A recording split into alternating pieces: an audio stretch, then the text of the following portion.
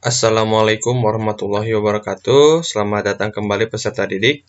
Di video kali ini kita akan kembali membahas materi sejarah Indonesia di semester 5 ya. Untuk materi kali ini kita bahas tentang Indonesia pada masa demokrasi liberal ya, dalam kurun waktu tahun 1950 sampai 1959. Setelah di video kemarin kita bahas tentang Indonesia pada masa awal kemerdekaan hingga demokrasi liberal, jadi perbandingan antara demokrasi liberal dengan masa-masa sebelumnya, itu yang membedakannya itu adalah sistem pemerintahan. Ya, jadi sistem pemerintahan untuk demokrasi liberal itu nanti menggunakan sistem pemerintahan parlementer ya. Jadi parlementer itu merupakan pemerintahan yang nantinya ada dua peran yang terlihat ya. Yang pertama ada peran dari presiden, yang kedua dari peran Perdana Menteri. Nah, demokrasi liberal ini itu dalam kurun waktu 9 tahun ini Indonesia mengalami yang namanya beberapa pergolakan politik. Jadi benar-benar pada zaman ini ketika Indonesia saat diuji perpolitikan Indonesia, bahkan terjadi beberapa pergantian kabinet yang menjadikan program-program kerja setiap kabinet itu tidak terlaksana. Nah, di sini kita lihat ada gambar. Kalau kalian tahu kabinet-kabinet itu, kabinet itu berisi dari kepala pemerintahan dan para menteri ya. Jadi singkatnya seperti itu. Kalau sekarang kan kalian tahu ada kabinet kerja 2 ya. Ada kabinet dari Jokowi yang terdiri dari beberapa menteri nih dari sini. Kemudian Indonesia juga dulu memiliki beberapa kabinet. Nah, kabinet-kabinet ketika zaman demokrasi liberal itu ternyata memiliki program kerja yang bisa dikatakan sangat kacau, karena memang setiap kabinet itu hanya berlangsung kurang dari 3 tahun ya. Kalau kita lihat idealnya saja, yang namanya setiap pemerintahan itu, Indonesia sekarang saja kan itu kabinetnya 5 tahun ya, masa kerjanya itu 5 tahun. Makanya kalau 5 tahun ini kan ideal ya, tapi kalau zaman demokrasi liberal itu kurang dari 5 tahun, bahkan adanya sampai ada yang kurang dari 2 tahun kalau untuk yang kabinetnya itu. Nah, untuk pembahasannya kita akan lihat dulu peta konsepnya. Yang pertama nanti kita bahas tentang latar belakangnya, latar belakang tentang dimulainya demokrasi liberal itu ada apa. Nah, di sini kita bahas tentang permasalahan RIS dan Irian Barat. Kemudian ada ciri-ciri demokrasi liberal. Ciri-cirinya itu nanti Indonesia kembali ke dalam bentuk kesatuan. Sebelumnya RIS menggunakan sistem federal, kemudian nanti menggunakan Undang-Undang Dasar 50 sebagai dasar hukumnya, dan tentunya sistem pemerintahan parlementer. Kemudian ada demokrasi liberal ya, ada kabinetnya banyak, nanti kita bahas, dan tentunya kebijakan ekonomi di lain video ya. Next. Latar belakang demokrasi liberal. Nah, latar belakang demokrasi liberal ini ada dua inti permasalahan mengapa Indonesia menerapkan demokrasi liberal.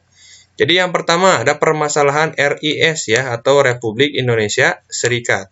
Seperti yang telah kita bahas sebelumnya, bahwa ketika Indonesia sebelum demokrasi liberal, Indonesia menganut sistem RIS. Nah, RIS ini merupakan salah satu langkah dari persetujuan antara Indonesia dan Belanda. Ketika Indonesia diakui sebagai sebuah negara yang merdeka, Indonesia harus menerapkan sistem pemerintahan yang federal, yang terangkum dalam RIS. Nah, RIS ini disetujui dalam perjanjian konferensi meja bundar.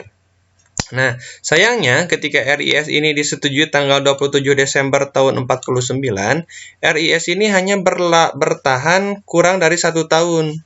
Bahkan ketika tanggal 17 Agustus tahun 50, Presiden Soekarno menetapkan bahwa RIS akan dibubarkan. RIS akan segera dihapuskan dan digantikan menjadi demokrasi liberal. Mengapa bisa dihapuskan? Bagi Soekarno, terutama bagi negara-negara tokoh-tokoh nasionalis, RIS ini merupakan salah satu cara Belanda untuk memecah belah Indonesia. Makanya RIS ini kan terdiri dari beberapa negara bagian. Nah, negara bagian itu disebut sebagai negara boneka. Kita bisa lihat ya, kalau misalkan yang namanya RIS ini, itu nanti menimbulkan beberapa pergolakan daerah, seperti Contohnya ada RMS, kemudian ada APRA, kemudian ada Andi Aziz. Nah, itu adalah salah satu beberapa pergolakan daerah yang diakibatkan perubahan dari RIS menuju demokrasi liberal. Maka dari itu nanti Soekarno merasa yang namanya RIS ini tidak cocok dengan kepribadian bangsa Indonesia. Yang namanya sistem federal, negara bagian itu tidak boleh diterapkan di Indonesia. Sebagai suatu bangsa yang terpisah ini harus disatukan. Maka dari itu sistem pemerintahan Indonesia, bentuk negara Indonesia harus menjadi negara yang kesatuan, seperti itu. Kemudian yang paling penting selain RIS adanya permasalahan Irian Barat. Permasalahan Irian Barat ini menjadi permasalahan yang berlarut-larut. Bahkan ketika demokrasi liberal, itu permasalahan Irian Barat belum bisa diselesaikan. Ketika di dalam KMB, Konferensi Meja Bundar, persoalan Irian Barat ini akan diselesaikan 1 tahun setelahnya. Ya, ketika tahun 49 disahkan KMB, berarti kan tahun 50 akan diselesaikan. Tapi ternyata Belanda tidak berusaha untuk menyelesaikan permasalahan Irian Barat ini. Jadi seolah-olah Irian Barat ini itu akan menggantung gitu. Jadi pemerintah Indonesia maupun Belanda tetap belum bisa menyelesaikan Irian Barat itu akan di mana lokasinya, akan menjadi bagian dari Indonesia atau menjadi negara sendiri gitu. Sehingga nanti Irian Barat ini menjadi daerah yang dipersengketakan antara pemerintahan Indonesia dan pemerintahan Belanda. Belanda menganggap kalau misalkan Irian Barat ini harus menjadi sebuah negara yang merdeka. Sementara Indonesia berharap kalau Irian Barat ini harus menjadi negara bagian dari Indonesia. Nah, permasalahan Irian Barat pun itu nanti menjadi persengketaan dari setiap kabinet di demokrasi liberal. Bahkan setelah demokrasi liberal ini, permasalahan Irian Barat belum bisa diselesaikan. Kemudian kita berbicara tentang ciri-ciri dari demokrasi liberal. Nah, ciri-ciri yang sudah kita bahas juga ya waktu di video kemarin, bahwa yang pertama, yang namanya demokrasi liberal itu nanti kembali ke kesatuan. Sebelumnya kan ada RIS. Nah, RIS itu bentuknya adalah federal, ada negara-negara bagian. Jadi kalau untuk yang demokrasi liberal ini, Indonesia kembali ke dalam negara kesatuan. Kemudian dasar hukumnya adalah Undang-Undang Dasar Sementara. Setelah dasar sementara itu nanti, kenapa disebut sementara? Karena memang Undang-Undang Dasar 45 yang telah dibuat ketika sidang PPKI itu nanti akan diganti ya. Makanya harus mencari pengganti Undang-Undang Dasar 1945. Nah, karena belum adanya pengganti, makanya disebut sebagai Undang-Undang Dasar Sementara. Kemudian bentuk pemerintahannya adalah parlementer. Nah, parlementer di sini nanti ada dua peran yang muncul, yaitu peran antara presiden dan peran dengan perdana menteri. Nah, presiden di sini sebagai kepala negara, sedangkan perdana menteri sebagai kepala pemerintahan. Nah, kepala pemerintahan ini dia yang mengatur segala kebijakan urusan kabinet. Maka dari itu, perdana menteri di sini berhak untuk mengurusi kebijakan-kebijakan dalam maupun luar negeri Indonesia. Sedangkan presiden urusannya hanya sebatas simbol negara, tidak punya kuasa untuk pemerintahan gitu. Nah, kalau untuk di Indonesia, sistem parlementer di sini adalah sistem pemerintahan atau kabinet kuasi parlementer. Jadi intinya yang namanya parlementer itu setiap presiden, setiap parlementer yang memerintah, setiap pemerintahan yang memerintah, ketika mereka selesai membuat kebijakannya, ketika mereka akhir dari sebuah kebijakannya, setiap perdana menteri itu akan mengembalikan mandatnya kepada presiden. Kalau misalkan parlementer murni, ketika perdana menteri itu selesai tugasnya, maka akan diserahkan kepada parlemen. Tapi kalau di Indonesia saat itu, yang namanya perdana menteri, ketika perdana menteri itu gagal melaksanakan tugasnya, maka yang menunjuk perdana menteri adalah presiden gitu. Kemudian di dalam demokrasi liberal juga nanti menerapkan sistem multipartai atau banyak partai. Nanti bermunculan partai-partai yang hadir ya, seperti Masyumi, kemudian ada PKI, kemudian ada PNI, dan lain sebagainya. Nah, ini contoh kabinet kerja sekarang ya, Jokowi. Ini berbeda kalau zaman sekarang. Kalau sekarang itu bukan parlementer, tapi presidensial ya. Jadi setiap kabinet itu dipimpin oleh seorang presiden. Jadi presiden itu sebagai kepala negara dan kepala tahan. Tidak ada perdana menteri ya kalau sekarang. Ini adalah kabinet pada masa demokrasi liberal. Ada 7 kabinet yang berkuasa. Kalian lihat di sini ada periode-periode setiap kabinet itu sangat singkat ya. Sangat singkat. Jadi kalau kalian lihat di sini kabinet Nasir cuma 1 tahun, kabinet Sukiman bukan Sukijan. Sukiman cuma 1 tahun, Wilopo juga 1 tahun. Kalau idealnya kan yang namanya setiap pemerintahan itu kan minimal 5 tahun lah ya.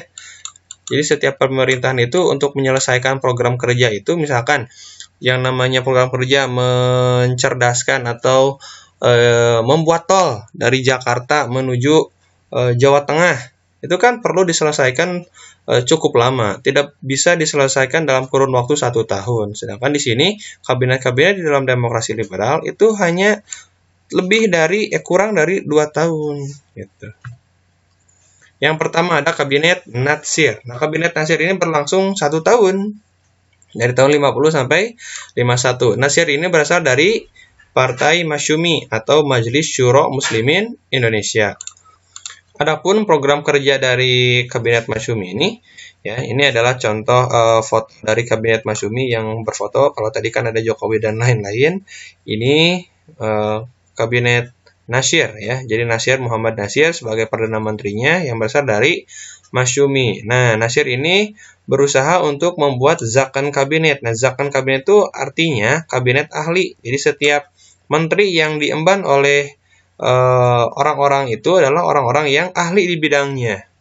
Jadi contohnya orang-orang di kabinet misalkan ada menteri pendidikan, berarti orang-orang itu harus ahli di bidang pendidikan itu, misalkan dari kalangan guru, atau misalkan pernah belajar tentang ilmu pendidikan dan lain sebagainya.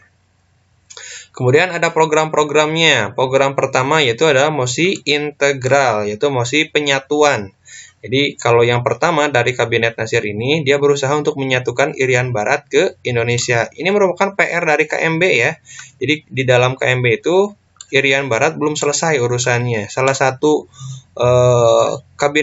salah satu program utama dari setiap kabinet di dalam demokrasi liberal adalah menyatukan Irian Barat ke Indonesia.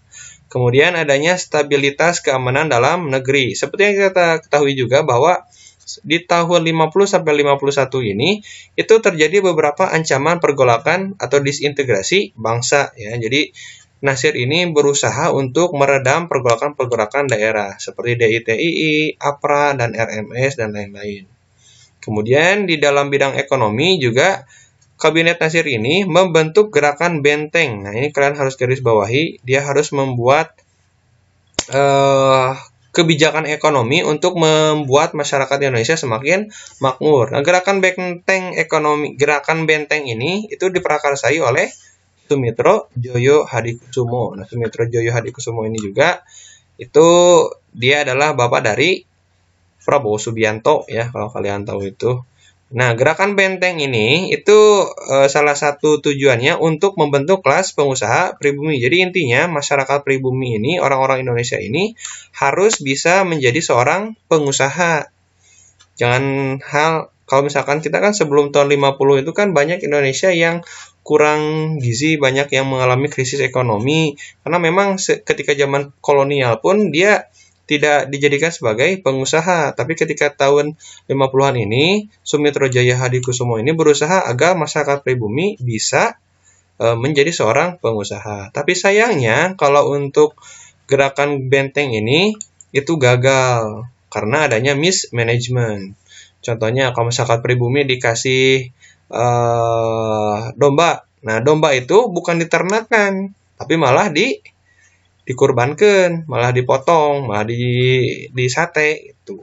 Makanya yang menjadikan gerakan benteng ini karena adanya mismanagement, gagal gitu. Jatuhnya kabinet Natsir. Nah, kabinet Natsir ini salah satu yang menyebabkan kabinet Natsir ini tidak dilanjutkan karena adanya mosi Hadikusumo. Apa sih mosi Hadikusumo itu? Jadi mosi Hadikusumo itu adalah mosi tidak percaya dari parlemen ya. Jadi mosi itu merupakan hasil rapat kerja bahwa parlemen itu sudah tidak percaya lagi terhadap kabinet Natsir. Artinya kalau misalkan sudah tidak percaya apa? Berarti harus diganti gitu. Alasannya kenapa harus diganti? Karena salah satu hal yang tidak bisa diterima oleh masyarakat parlemen saat itu, contohnya karena adanya DITI yang semakin menyebar ya, yang awalnya dari Jawa Barat, kemudian nyampe ke Jawa Tengah, ke Sulawesi, ke Kalimantan, hingga nanti ke Aceh. Dan Nasir pun tidak tegas dalam mengambil kebijakan. Jadi ketika Nasir sudah tidak dipercaya lagi, nanti Nasir akan mengembalikan mandat Perdana Menterinya kepada Presiden. Dan Presiden nanti menunjuk Kabinet Sukiman. Ya, jadi Perdana Menterinya Sukiman berasal dari Masyumi dan PNI. Perdana Menterinya yaitu Sukiman Wiryo Sanjoyo ya. Jadi dia berasal dari Masyumi dan PNI. Programnya sama, jadi kalau untuk Sukiman itu melanjutkan program dari Nasir ya. Kemudian ada tambahan juga dari Sukiman itu nanti dia melakukan nasionalisasi di Javas Bank ya, sekarang menjadi Bank Indonesia. Kemudian dia juga menerapkan politik luar negeri bebas aktif. Nah, yang harus kalian bawahi ini ada politik luar negeri bebas aktif ya. Jadi soalnya politik luar negeri ini sudah diterapkan ketika zamannya Muhammad Hatta ketika RIS ya, bebas aktif. Bebas itu artinya tidak memihak pada satu blok. Jadi kalian harus tahu juga pertengahan tahun ini ya, dari tahun 50-an ini itu sedang terjadi yang namanya perang dingin antara blok barat dan blok timur. Nah, politik bebas itu tidak memihak pada salah satu pihak, baik blok barat maupun blok timur. Sedangkan aktif dalam mempropagandakan atau aktif dalam menjalankan perdamaian dunia. Nah, Kabinet Sukiman ini sayangnya nanti jatuh ketika Kabinet Sukiman itu nanti membuat perjanjian dengan Amerika Serikat. Nah, perjanjian Amerika Serikat itu dalam bentuk Mutual Security Act. Ya, jadi ketika Kabinet Sukiman nanti kuasa, kabinet ini nanti jatuh karena dia menandatangani ini. MSA atau Mutual Security Act. Nah, Mutual Security Act itu adalah perjanjian pertahanan atau kerjasama pertahanan dan ekonomi antara Amerika Serikat dan Indonesia yang ditandatangani oleh Ahmad Subarjo. Artinya apa? Kenapa penandatanganan antara kerjasama Amerika Serikat dan Indonesia dijadikan sebagai landasan jatuhnya Kabinet Sukiman? Alasannya apa? Karena Indonesia tidak menjalankan politik luar negeri bebas aktif ya. Jadi ketika zamannya Sukiman kan Indonesia membuat politik luar negerinya itu bebas aktif. Bebas itu kan tadi sudah dijelaskan ya, bebas itu tidak memihak antara blok barat dan blok timur ya. Jadi ketika Indonesia sudah bekerja sama dengan blok barat, itu menandakan bahwa Indonesia berarti sudah memihak blok barat. Nah, di dalam hal ini blok barat itu masuk ke dalam Amerika Serikat. Sedangkan blok timur ke Uni Soviet. Jadi saat itu sedang terjadi pergolakan politik yang sangat luar biasa ya di dunia internasional itu antara blok barat dan blok timur. Blok barat oleh Amerika Serikat dan blok timur oleh Uni Soviet. Nah, makanya dari itu nanti Sukiman diganti dan digantikan oleh Kabinet Wilopo.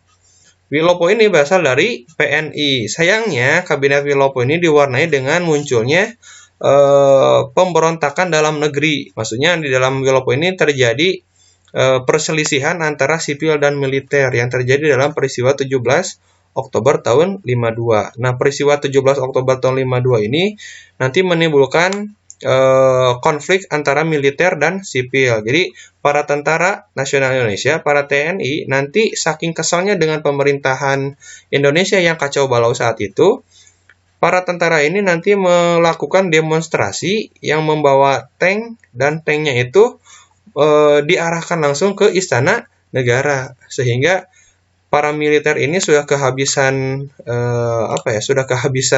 kesabaran bahwa yang namanya pemerintahan sudah kacau balau. Militer ini menuntut bahwa yang namanya pemerintahan harus segera dibenarkan saat itu. Makanya nanti peristiwa 17 Oktober ini menjadi peristiwa yang sangat menggegerkan konflik dalam negeri saat itu. Selain peristiwa konflik militer dan sipil juga, itu nanti terjadi peristiwa Tanjung Morawa. Nah, peristiwa Tanjung Morawa ini walaupun dalam satu wilayah ya, yaitu peristiwa sengketa tanah perkebunan kelapa sawit antara pengusaha asing dan lokal. Jadi peristiwa Tanjung Morawa ini persengketaan tanah intinya ya, tanah antara orang asing dan orang lokal. Awalnya perkebunan kelapa sawit ini dulunya ketika zaman kolonial itu dimiliki oleh para bangsa Belanda gitu. Tapi ketika zaman Jepang, Belanda sudah pergi, kelapa sawit ini nanti diambil oleh bangsa lokal, para pedagang pribumi. Nah, nanti ketika Indonesia sudah merdeka, pedagang asing ini, orang-orang Belanda ini nanti datang lagi. Sehingga nanti menimbulkan persengketaan dan tanah itu milik siapa gitu. Nah, Kabinet Wilopo itu tidak bisa menyelesaikan sengketa ini sehingga menimbulkan kekecewaan dari masyarakat. Wilopo ini dianggap sebagai kabinet yang gagal. Akhirnya Wilopo digantikan lagi oleh Kabinet Ali Sastro Amijoyo I ya, dari tahun 53 sampai 55. Lah 2 tahun namanya. Kabinet Ali ini yang paling berperan itu dia sama juga ya, mempersiapkan pemilu dan pembebasan Irian Barat. Tapi yang paling berhasil dalam kabinet Ali Sastro Amijoyo ini, dia telah berhasil menyelenggarakan konferensi Asia Afrika. Ini yang menjadikan Indonesia dikenal oleh dunia bahwa Indonesia berhasil mempertemukan dua kulit besar. Maksudnya dalam kulit Afrika kan warna gelap, Indonesia sawo matang. Kemudian Asia Afrika ini nanti memunculkan stigma bahwa Indonesia siap menjadi negara perdamaian dunia. Indonesia dikenal oleh dunia ketika dunia saat itu dihadapkan oleh dua blok barat dan blok timur, tapi Indonesia telah mempertemukan bangsa-bangsa yang terjajah yang tergabung dalam konferensi Asia Afrika yang terjadi di Bandung. Ya. Kemudian ada program Alibaba ya. Program Alibaba ini adalah program ekonomi yang bantuan kepada pribumi dan kemudian kerjasama wirausaha antara pribumi dan etnis Tionghoa. Jadi Ali Sastro Amijoyo ini berusaha untuk mempertemukan antara pengusaha pribumi dan etnis Tionghoa untuk membangun bangsa, walaupun akhirnya gagal. Nah, ini adalah potret dari peristiwa Konferensi Asia Afrika tahun 55 di Bandung. Ya, jadi Indonesia itu berusaha untuk menunjukkan tajinya bahwa di dunia ini, walaupun terjadi perseteruan antara blok barat dan blok timur, tapi Indonesia tetap berharap adanya perdamaian dunia internasional. Makanya dari itu Indonesia mempertemukan bangsa-bangsa yang terjajah saat itu dan mempersatukan kerukunan setiap bangsa Asia dan bangsa Afrika.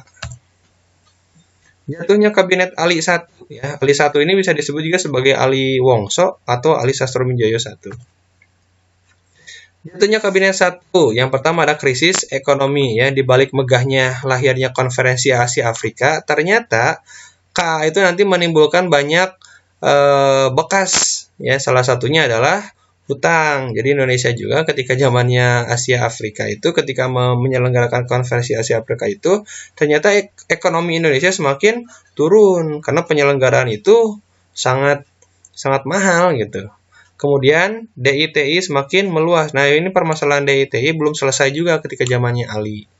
Kemudian kegagalan dalam pelaksanaan pemilu. Dan yang paling penting di sini adalah konflik militer dan sipil yang berlarut-larut. Ketika tadi zaman Wilopo masih ada konflik militer ini, Kabinet Ali masih berlanjut ya.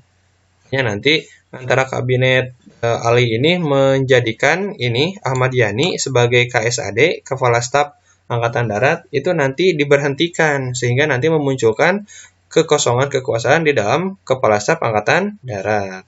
Ini menimbulkan kekecewaan dari parlemen bahwa Ali tidak becus dalam menyelenggarakan keamanan dalam negeri. Plus militer di sini sudah mulai kacau balau.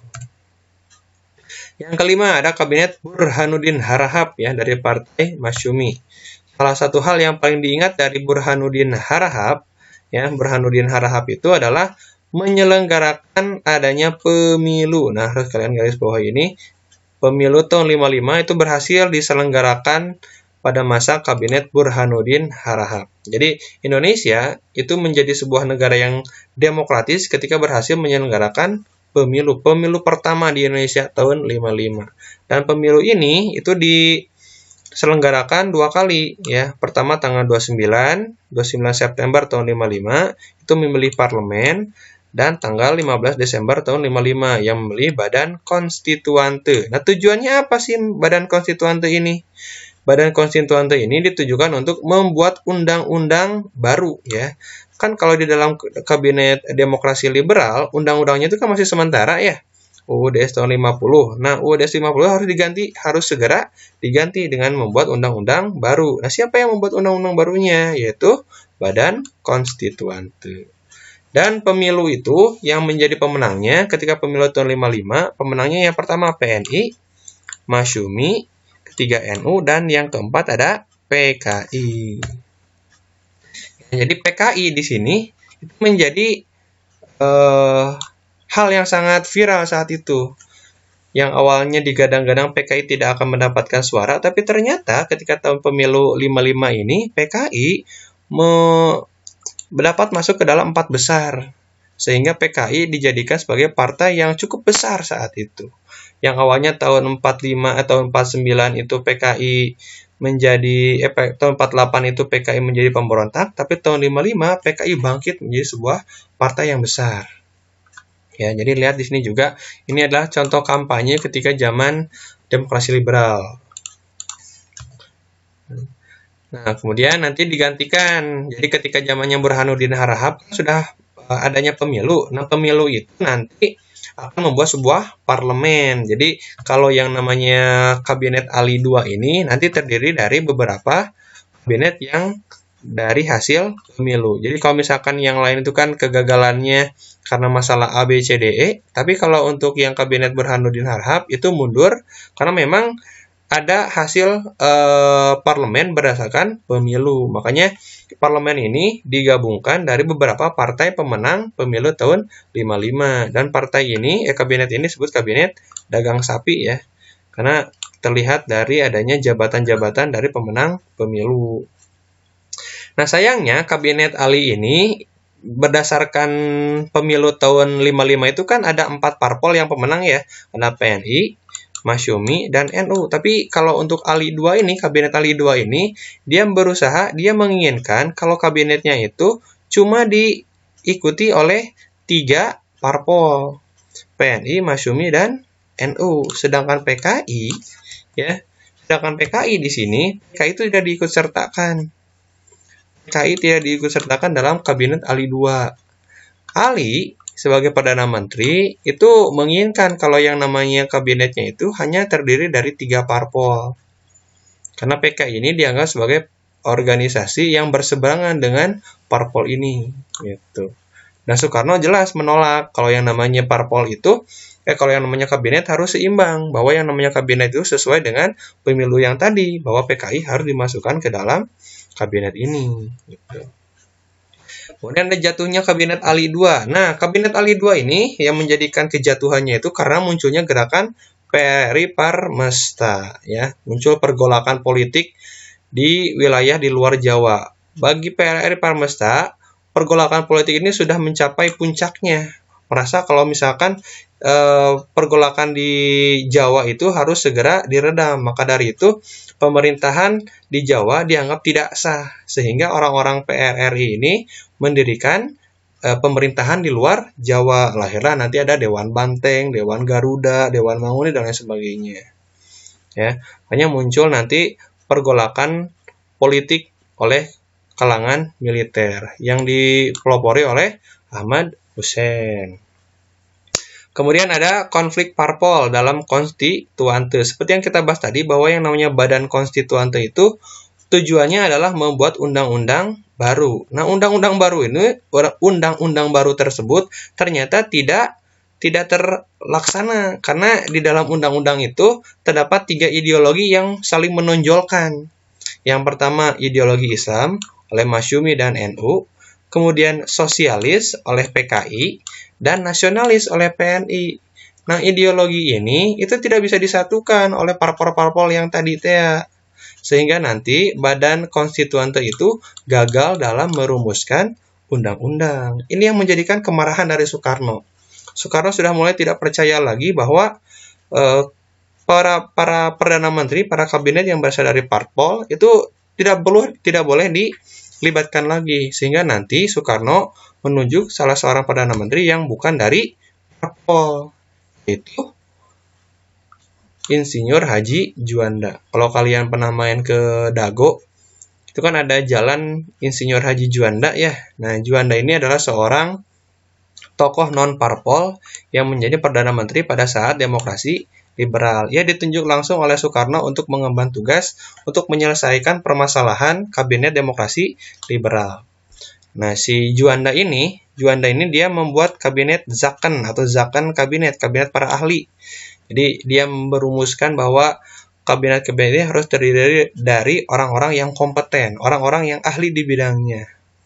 Dan kabinet Juanda ini dia menyusun 5 program kerja yang disebut sebagai Pancakarya. Dan salah satu keberhasilan dari kabinet Juanda ini adalah adanya Deklarasi Juanda. Deklarasi Juanda itu apa sih? Jadi deklarasi Juanda itu adalah menyatukan seluruh pulau di Indonesia. Jadi awalnya Indonesia ini kan misalkan Sumatera, ini Kalimantan, ini Jawa, ini Sulawesi, ini Papua. Awalnya wilayah-wilayah Indonesia ini itu wilayahnya terpisah. Ya, jadi laut-laut yang ada di sini itu merupakan laut bebas. Laut bebas. Jadi ketika laut bebas ini boleh disinggahi oleh bangsa asing. Ya kan? Jadi wilayah Indonesia itu wilayah yang lautnya itu merupakan pemisah. Jadi awalnya ini adalah wilayah bagian dari wilayah laut bebas. Ketika deklarasi Juanda, wilayah-wilayah Indonesia, laut-laut ini itu nanti disatukan. Bahwa wilayah Indonesia itu ketika wilayah sini yang awalnya wilayah laut bebas akan disatukan menjadi wilayah bagian dari Indonesia. Makanya deklarasi Juanda itu deklarasi penyatuan kemaritiman Indonesia. Jadi yang awalnya laut Indonesia ini merupakan sebuah pemisah antar pulau, dihapuskan stigma itu menjadi sebuah pemersatu. Jadi lautannya adalah lautan pemersatu wilayah Nusantara gitu. Jadi wilayah Indonesia itu nanti seluruh pulau-pulau, seluruh lautan yang berada di kawasan Nusantara, di antara pulau-pulau Nusantara itu adalah bagian dari Indonesia.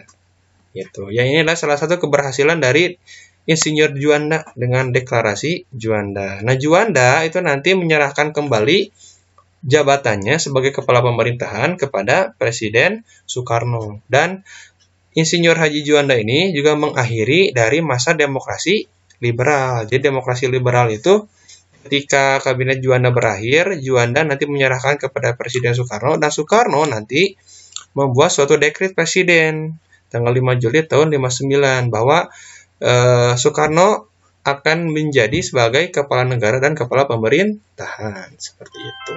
Ya, itu untuk materi sekarang ya. Mudah-mudahan kalian paham untuk materi ini. Terima kasih sudah menyimak. Mohon maaf jika ada kesalahan. Assalamualaikum warahmatullahi wabarakatuh.